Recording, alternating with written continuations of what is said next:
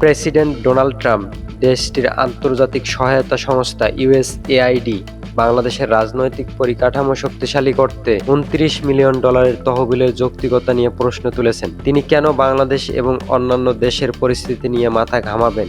অবাক হয়ে সেই প্রশ্নই তুলেন ভারতীয় সংবাদ মাধ্যম টাইমস অফ ইন্ডিয়ার খবরে বলা হয়। স্থানীয় সময় গতকাল মার্কিন অঙ্গরাজ্যগুলোর গভর্নরদের কর্ম অধিবেশনে ভাষণ দেওয়ার সময় ট্রাম্প অভিযোগ করেন, বাংলাদেশের রাজনৈতিক পরিকাঠামো শক্তিশালী করতে $29 মিলিয়ন একটি প্রতিষ্ঠানকে দেওয়া হয়েছে। তিনি আরও বলেন, সেই অর্থ এমন একটি প্রতিষ্ঠানকে দেওয়া হয়েছে যার নাম কেউই শোনেনি। $29 মিলিয়ন তারা চেক পেয়েছে, কল্পনা করা যায়, বিস্ময় প্রকাশ করেন ট্রাম্প। প্রেসিডেন্ট বলেন, আপনার একটি ছোট্ট প্রতিষ্ঠান আছে, এখানে ওখানে থেকে $10,000 করে পান, আর তারপর হঠাৎ যুক্তরাষ্ট্রের সরকারের কাছ থেকে $29 মিলিয়ন পেয়ে যান। ওই প্রতিষ্ঠানে মাত্র 2 জন লোক কাজ করে। আমি মনে করি তারা খুব খুশি, খুব ধনী হয়ে গেছে। শীঘ্রই তারা একটি নামকরা বিজনেস ম্যাগাজিনের কভারে চলে আসবেন, কারণ তারা বেশ সফল। মার্কিন প্রেসিডেন্ট আরও বলেন, $29 মিলিয়ন বাংলাদেশের রাজনৈতিক পরিকাঠামো শক্তিশালী করতে পাঠানো হয়েছে। কিন্তু রাজনৈতিক পরিকাঠামো শক্তিশালী করা বলতে তারা কি বোঝায়?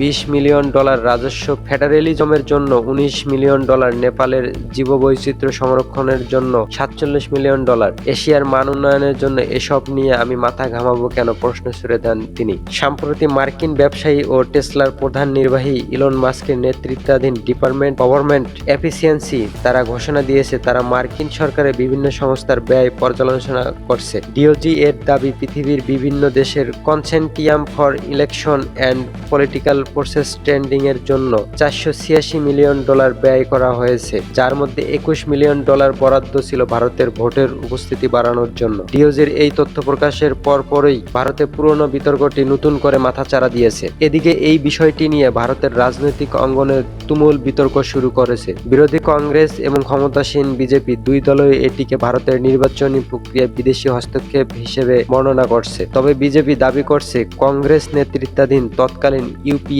সরকার বিদেশি শক্তিকে ভারতীয় প্রতিষ্ঠানগুলোতে প্রবেশাধিকার সহজ করে দিয়েছিল। ইলন মাস্কের নেতৃত্ব প্রতিষ্ঠিত মার্কিন ডিপার্টমেন্ট অব গভর্নমেন্ট এফিসিয়েন্সি বা সরকারি কর্মদক্ষতা বিভাগ এসব তথ্য প্রকাশ করার সরকারি ব্যয় নিয়ে প্রশ্ন তুলেছেন মার্কিন প্রেসিডেন্ট ডোনাল্ড ট্রাম্প।